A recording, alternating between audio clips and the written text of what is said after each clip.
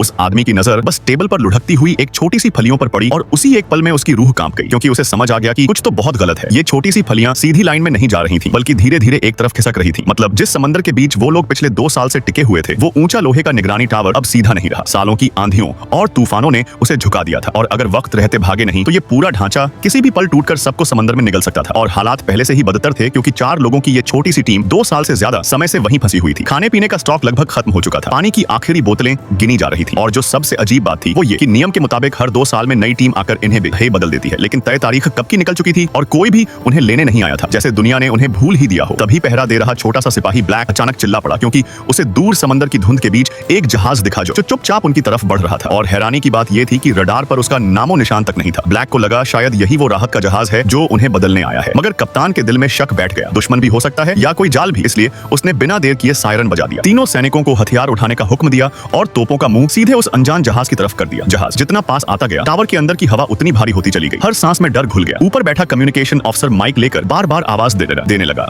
लेकिन उधर से कोई जवाब नहीं आया, बस लहरों की आवाज और लोहे की चरमराहट। सब लोग कप्तान के फायर करने के आदेश का इंतजार कर ही रहे थे कि अचानक उसने फैसला बदल दिया। उसने अपनी पिस्तौल ब्लैक की तरफ फुर्सत बढ़ाई और बोला, तू मोटर बोट लेकर उस जहाज तक जाएगा और देखेगा कि अंदर माजरा क्या है। ब्लैक का दिल बैठ गया। वो जानता था कि ये मौत का टिकट हो सकता है, लेकिन एक सिपाही के लिए हुक्म टालना मुमकिन नहीं होता। इसलिए वो कांपते हाथों से नाव चलाते हुए उस जहाज की तरफ बढ़ गया। जैसे जैसे वो करीब पहुंचा, माहौल और भी अजीब लगता गया। जहाज जंग से भरा हुआ था, रंग उखड़ा हुआ, कोई हलचल नहीं। ब्लैक ने पहले प्यार से आवाज लगाई, हेलो कोई है, मगर सन्नाटा ही मिला। सामने खड़ा वो जहाज बिल्कुल किसी भूतिया कहानी जैसा लग रहा था। फिर भी सच्चाई जानने के लिए वो डेक पर चढ़ गया और धीरे धीरे अंदर की तरफ बढ़ा। अनजाने खतरे से बचने के लिए उसने अपनी कमर पर लगा रेडियो भी बंद कर दिया। उसे नहीं पता था कि यही एक छोटी सी गलती उसकी जिंदगी छीनने वाली है। जब वो ब्रिज तक पहुंचा तो देखा हर जगह मक्खियां भिन-भिना रही हैं, स्क्रीनें काली पड़ी हैं, सारे उपकरण मर चुके हैं। साफ लग रहा था कि ये जहाज बहुत समय से वीरान है। लेकिन सबसे डरावनी बात यह थी कि कहीं भी किसी इंसान का निशान नहीं था, ना जिंदा ना मरा, जैसे सब हवा में घुल गए। और जैसे जैसे ब्लैक जहाज के अंदर गहराई में उतरता गया, उसके कदमों की आवाज ही उसे बता रही थी कि वो किसी ऐसे रहस्य के बहुत करीब पहुंच चुका है जहां से शायद वापस आना मुमकिन ही ना हो। अगर तुम्हें जानना है कि इस भूतिया जहाज के अंदर ब्लैक को क्या मिला और क्या वो जिंदा वापस लौटा, तो अभी वीडियो को लाइक करो, चैनल को सब्सक्राइब करो और इस कहानी को आखिर तक जरूर देखो, क्योंकि असली खौफ तो अब शुरू होने वाला है।